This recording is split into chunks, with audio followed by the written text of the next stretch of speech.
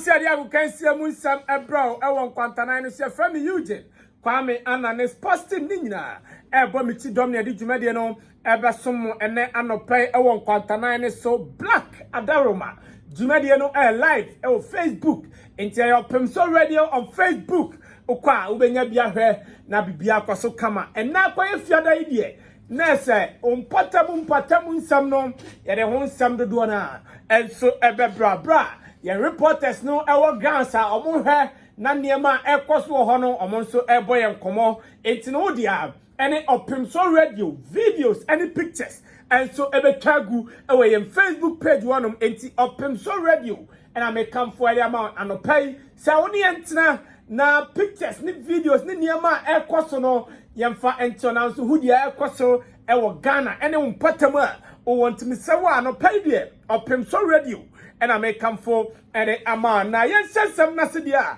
Now, ya call Black Stars of Ghana, Popo Quorum, Asha, Yami Boa, China, 4 p.m. Ghana, Ejna Kono, a World Cup 2022, Qatar 2022, and who ain't some, and I had the air to and man of penny. I didn't say Yami Boa, China, Ghana Black Stars. Yani Omaya, the fan is Zimbabwe, and I airport game no air 4 p.m. Na team no, a Guswa, among air preparations. Ewo Cape Coast amuhwe ani musa nyame boachina ene ma be konkan ere ama Ghana na fe Ghana ni bia enso mpaya obo no abem na Ghana ni bia so gusu bompaya se Ghana nyame boachina ye be di enkunim ewo game no sna no ana na wachi ya mu honorable deputy sports minister opanyina friend Evans Opokubobie edi tuja say omodie aban no aye na fam die bia se oye na Ghana enso etimi wini game to ogidie se nyame boa game a nyame boa tena ye bono Ghana enkunimdie no ebeye dia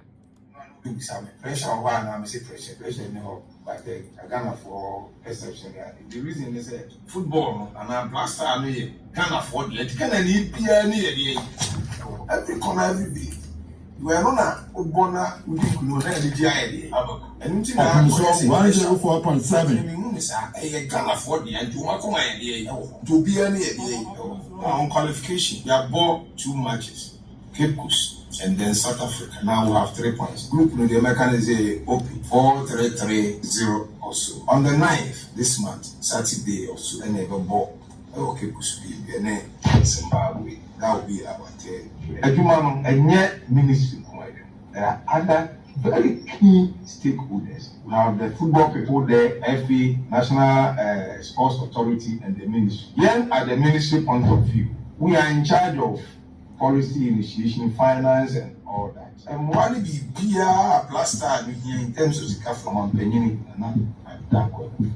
provide. When you go to technical side, the FA people are also doing everything. Within their power, to me, say, yes, almost you have side. Then could be baby, almost to do our more. You are, and your football won't say, Bia. Way I am simply be a deputy sports minister, honorable Evans Opokubobie, editor Diary on Samno, Emma, Jumedians, na Black Stars in Semna. And I said, Jordan, are you? And I said, Ghana for the one and Eka. Abrantiano on to me and so go na no and a Bernard Tempete and ever to ya say Abrantiano ya ba Africa and for Europa or one of the best air strikers in Tienya Botra and for Emanon the one pire say Yami Bochina Jordan are you and so Ebenya go na bibia kwaso kama and amano ewo hon my dey some no emma e Jumedian so na Yami Boa and now there's a women's regional zonal championship no shasia na there's a Facebook sisia na southern zone no any northern zone matches no Yami Boa and now starting bibia and akos na agwem e northern zone na say enete Yami Boa they say Red Crusaders amoni Fosu Royals ladies and ebebo afa FC Savannah and so any Dynamics ladies ebebo and Dreams ladies and any Zicom Air ladies ebebo games we nyina baso Aliu Mahama Sports Stadium Tamale and they are some no na 8 a.m. anopaya and games no sasia ye de some no Nyame Boa Ochina say and a match say no and so etiano for the southern zone Siam Air Soccer among first ladies and abebo and Basaka Air Royal ladies and so any army ladies abebo and low ladies any valued girls ladies ena ebebo anyamebo a games we nyina enso beba so ewo Medina Zongo AstroTurf ne so a ye de ahonsam no ma ewo dwumade nso na ya de say 8 a.m. anopa ana dwumade no hyase a ye de ahonsam no ma nte da Facebook a uko Facebook a ubenya bia hwe na bibia enso akoso kama ede ama ewo honom na national issues insensam na ya de say nyame bo ochina FIFA and CAF and so ajatum say 4,000 spectators and Ghana you bet me admit our stadium ha ye hwe no say be kɔ ne akɔ support team no na win no and so akɔ e dey ama the senior national team na say qualification to Qatar 2022 no and so aya adwuma ye dey ahonsam no e ma wo e odwuma de ne so na Samson Dean eya mekyerɛ national air Paralympic president na nei de ba ene se omampanyi na adodankwa Akufo-Addo appoint no se ono so enko na National Sports Authority Board no ono so enko county say Samson Dean a member of the NSA board ye de ahonsam no e ma na mameka say busumi a ewo mi ya ne da etoso aduasa na se 30th October ade say Samson Dean contested for a presidency of the African Paralympic Air Committee Jumadi no and abato no ebeba so Morocco on the 30th of October into Bompire na no abobi ama Samson Dean ho a eno de ba ye de honsam no ma Jumadi no enso na yenko club issues kakra na ye nidi nkomo ni bia na ade se kotoko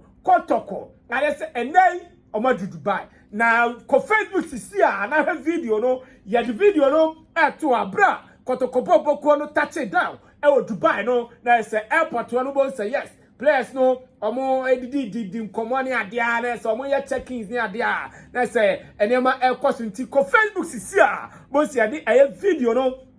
ato na no pay exclusively on Opimso 104.7 Samuel Boateng or a new player kotoko assigning no Dubai trip no brante na ko so Kobe na de ba and say when to me anko trip no abrante no make trip no ni nyina ene say ye chest aya no eche say abrante no onwe bi atwam oko Dubai na oye overstay e Dubai enti anam so ama visa hon sensem ano mo de kone emramran nsem a e Dubai ne ama abrante no kwan ama na anko bi ntie nai de eba ene say ene ana abrante no ebe free hotel room ho na waba Kumase na no so abetena fie a twen ni nuanom a omuko Dubai nti Samuel Boateng the new striker club ya san go assign no edeni free future stars bobo konim no Dubai trip no abrante no enso amekia eno de ba ye de honsam no ma odumade no enso ni nyina ne say oko Dubai na oye overstay Dubai ti aman kwan amanansan enra Dubai biem ti no de ba ye de honsam no ma odumade nso na Samuel Frimpong no siakan makotoko enchai ana no kotoko tenasia mutually the contract no omo tesa omo sign mutual termination ade say we free kotoko boboko na de ba and it's 2 years and we sign e de ama media ma boboko na ye de ahonsam no ma odumade nso na ade say RTU boboko nso on very 10 new players and RTU boboko no enso be on velia enra ade say me bobo players a omasen sign so edema ewo me kire prama ne so a na nso unhu enema ekoso ewo RT boboko ni mu a eno de eba no na say ana bibia ansesa players a RT be on velia omo no David Abagna ono midfielder Mohamed Nurudin Yusuf Efa Francis Prince Atta Ismail Nketia Kwame Boache Oseyaw Apia Yaw Clinton Mohamed Yakubu and Afe Abdullahi Hafiz Wemu any Mantia Edua and then RT Boboko no ebe on value ahead of the new air season. Yade ahonsam no ma na yenko Lagos Cities Boboko no aseye Edra ade say Lagos Cities Boboko no enso any Mafro Sports enso assigning a 3 years partnership. Yade ahonsam no ma odwumade ne so na say Lagos Cities Edim Mafro and so assigning 3 years to make a maybe a term Yera Opokunti a time no na kotoko. Esem Mafro Keta na eno na kotoko Edi Diomujuma and 3 years omone Lagos cities boboko no enso I stand and I almost sign a partnership on her na omo akete Lagos cities boboko na yade ahonsam no ma odwumeden so na Tony Bafo former deputy CAF general secretary opanyino unijuma odi ni de na yade say eso ni yie pa na nay ye ba ene se nkonama na nkofo bisano debi ube GF president na GF president akonya no betina so ano no se debi sa enema no eni na adwemu sese se obe GF president no enka ne plans hu sese entinta ensema nkofo na ma no mu bisano no sa nsem ni nyina enei de ba ene se eni na adwemu sese no no de se oya available Okache F no so available support bi omu hia edifri ono no ho no why ready say obeboa eye F ni na say okwakope F presidency ni de sa eye ambition no enka ne plans won say empem da Costa e be toja say oni can fight about bokuo no awie na nei de free eye Ashanti Gold ase eba ene say no krabia eni empem da Costa no e da so player the man Ashanti Gold Boboko na yade ahonsam no ma odwumeden so yade fisam no besia na nra resource a etodwa no yade ahonsam kakra enso amamu ewo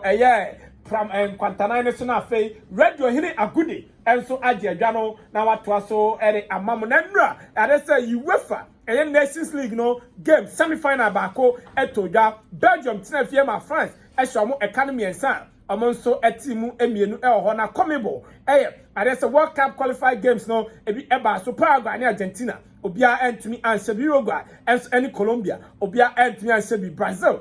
miensa ema Venezuela enso etimu eba ko ho a yade ahonsam no ema odwumeden so oba Africa ha say Nigeria nso tenafie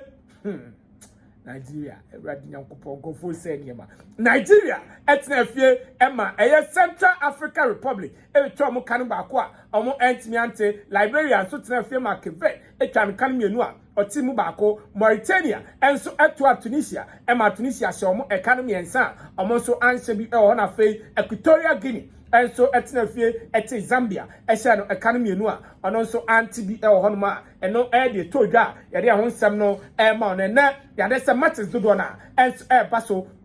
Czech Republic anyways and abebo eno UEFA qualification World Cup ni nyina qualification ni bia afi Estonia and Belarus enso abebo Gibraltar and Mauritania Montenegro ebo Latvia enso any Netherlands and abebo na afi Turkey enso any Norway ebebo Cyprus and Croatia ebo Malta and Slovenia ebebo na afi Russia enso any Slovakia ebebo Germany and Romania ebo Iceland and Armenia ebebo na afi Liechtenstein enso any North Macedonia ebebo Ecuador and Bolivia ebo na afi Peru enso any Chile ebebo eno de ba ye de ahonsam no ma odwumede ni nti ye de besi na radio hene agudi enso